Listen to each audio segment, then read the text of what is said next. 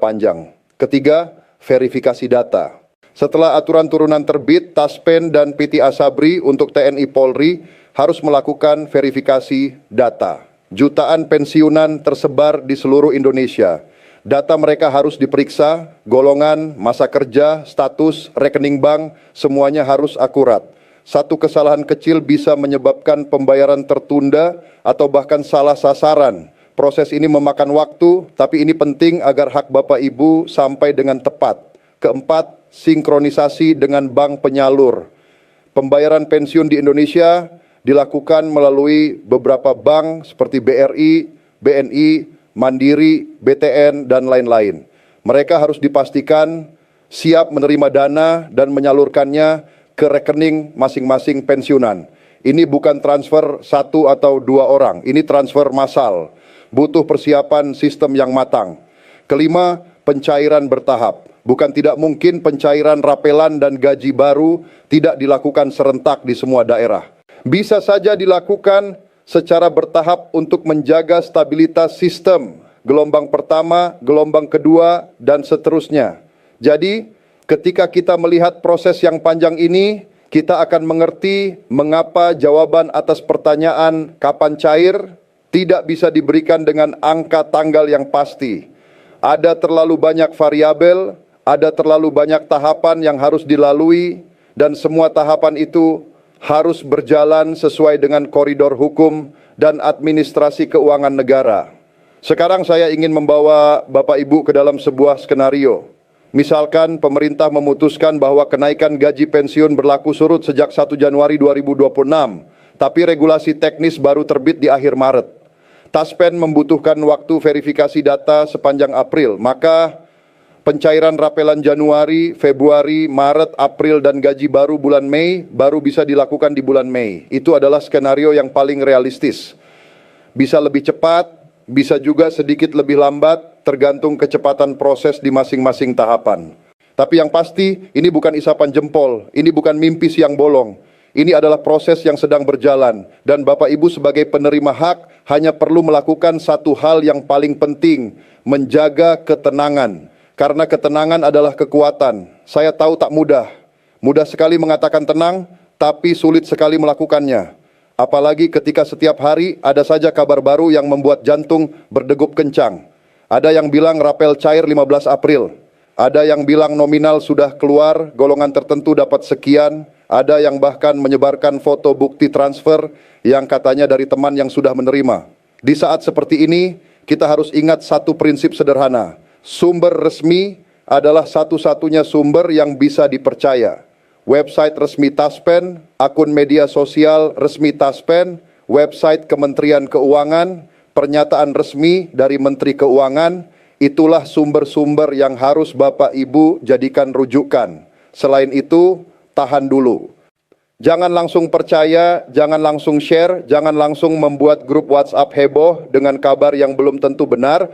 Karena setiap kali kita menyebarkan kabar yang belum jelas, kita ikut berkontribusi menciptakan kecemasan kolektif. Kecemasan yang tidak perlu, kecemasan yang justru mengganggu ketenangan banyak orang. Sekarang mari kita renungkan sejenak Bapak Ibu, apa yang paling berharga di masa pensiun? Apakah uang? Tentu uang penting, sangat penting. Tanpa uang kita sulit memenuhi kebutuhan. Tanpa uang kita sulit membantu anak dan cucu. Tanpa uang kita bisa merasa tidak berdaya. Tapi apakah hanya uang? Coba Bapak Ibu ingat-ingat waktu kecil dulu. Apa yang membuat Bapak Ibu bahagia? Apakah uang? Atau mungkin senyum orang tua? Atau mungkin main bersama teman? Atau mungkin saat diajak jalan-jalan meski hanya ke pasar? Ketika Bapak Ibu bekerja dulu, apa yang membuat Bapak Ibu semangat setiap pagi? Apakah gaji? Atau mungkin rasa bangga bisa melayani masyarakat? Atau mungkin tersenyumnya seorang anak yang berhasil Bapak Ibu ajarkan membaca? Ketika Bapak Ibu pensiun, apa yang membuat Bapak Ibu merasa hidup ini bermakna? Apakah besar kecilnya pensiun? Atau mungkin berkumpulnya keluarga di hari raya? Atau mungkin doa dari anak-anak yang pernah Bapak Ibu didik? Saya tidak bermaksud meremehkan pentingnya uang. Saya hanya ingin mengingatkan bahwa di luar uang masih ada hal-hal lain yang tak kalah berharga. Kesehatan, keluarga, ibadah, ketenangan, persahabatan. Dan semuanya itu tidak akan Bapak Ibu dapatkan dengan terus-menerus cemas menunggu kabar yang belum pasti. Saya ingin bercerita lagi tentang Ibu Siti. Ibu Siti adalah pensiunan guru SD di sebuah desa di Sulawesi Selatan. Beliau pensiun pada tahun 2020. Suaminya, Pak Karim, sudah lebih dulu pensiun dari Dinas Perhubungan. Ibu Siti dan Pak Karim hidup sederhana. Rumah mereka kecil tapi selalu rapi. Halaman depan dipenuhi bunga. Setiap pagi, Ibu Siti menyiram bunga sambil tersenyum. Beliau bilang, bunga ini seperti anak-anak murid saya dulu. Harus disiram dengan kasih sayang. Anak-anak Ibu Siti sudah bekerja di Makassar. Setiap bulan mereka mengirim uang untuk orang tua. Tapi Ibu Siti selalu bilang, jangan kirim banyak-banyak, kami masih punya pensiun, cukup. Ketika isu rapelan mulai ramai, Ibu Siti mendengar, tapi beliau tidak ikut-ikutan heboh. Bu, katanya ada rapelan, kata tetangga. Insya Allah, jawab Ibu Siti pendek. Bapak, Ibu tidak cek rekening setiap hari?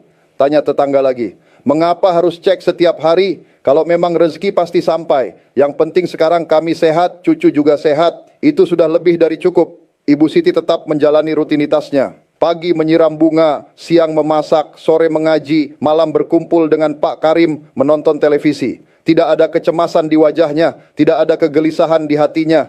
Dan suatu hari di bulan Mei, ketika Ibu Siti sedang asyik menyiram bunga, HP-nya bergetar. Notifikasi dari bank. Beliau membukanya, ada transfer masuk, jumlahnya lebih besar dari biasanya. Ibu Siti tersenyum. Diam-diam air matanya menetes, bukan karena uangnya, tapi karena beliau sadar rezeki itu datang tepat pada waktunya. Tidak perlu dipaksakan, tidak perlu dicemaskan. Beliau masuk ke dalam rumah, lalu berbisik pada Pak Karim yang sedang membaca koran.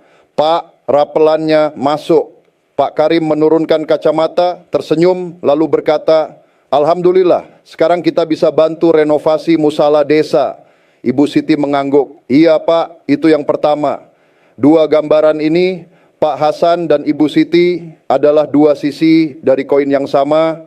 Pak Hasan membiarkan kecemasan merenggut ketenangannya. Ibu Siti memilih untuk tetap tenang dan fokus pada hal-hal yang bisa dikendalikan. Pertanyaannya sekarang, Bapak, Ibu ingin menjadi yang mana? Kita semua punya pilihan.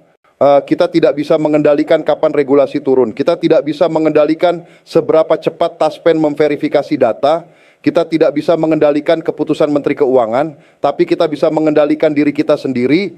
Kita bisa memilih untuk tidak membiarkan kabar yang belum jelas meracuni hati. Kita bisa memilih untuk tetap bersyukur atas apa yang sudah ada. Kita bisa memilih untuk mengisi hari-hari dengan kegiatan yang bermanfaat, bukan dengan cemas yang tidak berkesudahan. Sekarang mari kita bicara tentang harapan. Karena di tengah semua ketidakpastian ini, harapan adalah satu-satunya hal yang tidak boleh hilang. Harapan bukan berarti kita harus percaya pada semua kabar yang beredar. Harapan adalah keyakinan bahwa ada yang lebih besar dari kita yang sedang bekerja. Harapan adalah keyakinan bahwa negara yang kita layani puluhan tahun tidak akan melupakan kita. Harapan adalah keyakinan bahwa setiap tetes keringat, setiap langkah lelah, setiap malam yang kita korbankan untuk bekerja akan dihargai dengan cara yang terbaik. Harapan itu tidak butuh bukti. Harapan itu butuh keteguhan hati. Saya ingin Bapak Ibu membayangkan Indonesia di masa depan. Bayangkan seorang pensiunan guru di Papua yang menerima rapelan, lalu dengan sukacita membeli seragam baru untuk anak-anak di kampungnya yang bersekolah dengan pakaian seadanya. Bayangkan seorang pensiunan polisi di Aceh yang menggunakan rapelannya untuk membantu membangun pos keamanan lingkungan di desanya. Bayangkan seorang pensiunan perawat di Kalimantan yang menggunakan uang itu untuk membeli alat kesehatan sederhana bagi posyandu di dekat rumahnya. Bayangkan seorang pensiunan TNI di perbatasan yang merenovasi musala kecil di kampungnya yang selama ini beratap bocor.